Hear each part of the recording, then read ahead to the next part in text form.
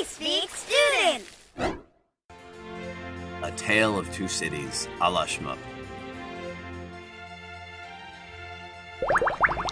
Even if you haven't read Dickens' immortal classic, A Tale of Two Cities, you're no doubt familiar with that opening line.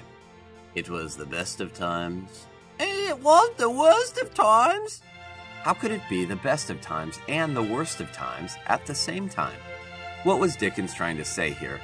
Or was he just trying to cover his butt? Like a hedge fund manager. Okay, considering that Dickens is one of the greatest writers who has ever lived, and taking into account that his opener is a pretty famous one, let's give him the benefit of the doubt and say that he was likely trying to make an important point here. But what point? Is he saying that it was the best of times for some and the worst of times for others?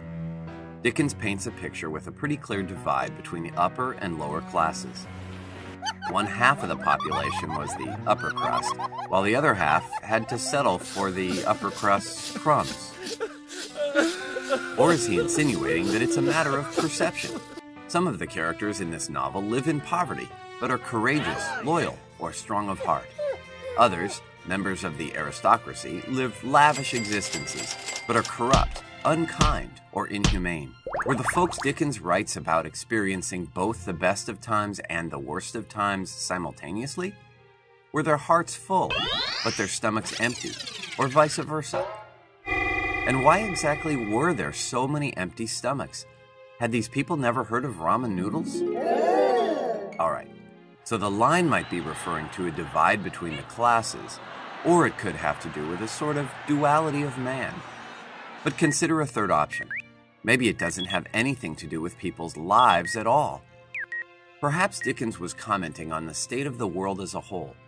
It was the worst of times because the French Revolution was raging on, and evils such as self-indulgence and brutality reared their nasty heads. But it was the best of times because the human spirit rose up when faced with such adversity and hardship and remained strong even in the face of death. And trust us, it's tough to be strong in the face of death. That is one ugly mug.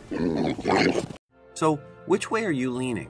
Does Dickens' famous first line relate to the highs of the rich and the lows of the poor?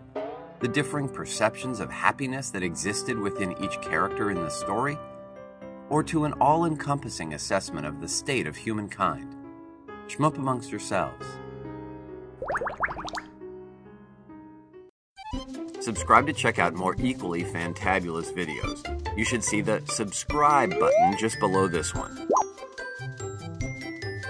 If you're having trouble locating it, we recommend you watch our video, How to Find the Subscribe Button.